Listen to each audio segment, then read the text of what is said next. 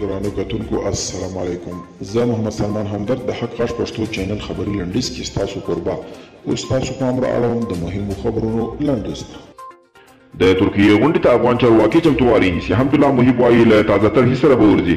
د افغانستان د ملي امنیت سلاکار وایي د افغانستان د افغان سولې په اړه په ترکیې کې جوړېدونکي کنفرانس ته چمتووالی روان دي او د دغه هیواد د استانبول ته به له یوې تازه طرحې سره ولاړ شي.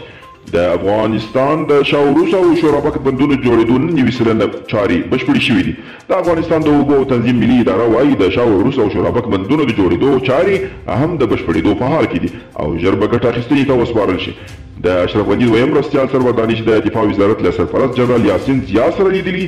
د دانش د مطبوعاتي دفتر د معلوماتو له مخې په دې لیدنه کې د نورو موضوعاتو ترڅنګ د میدان وردګ ولایت د بېسود ولسوالۍ پر موضوع هم خبرې اترې شوې دي او د عراق لومړی وزیر مصطفی کاظمي ویلي چې عراقي ځواکونه پیاوړي دي او کولی شي چې په یوازې ځان له خپلې خاورې دفاع وکړي او زیاته کړې چې دوی د خپل هیواد د ساتنې او امنیت لپاره بهرنیو ځواکونو ته ډېره اړتیا نه لري.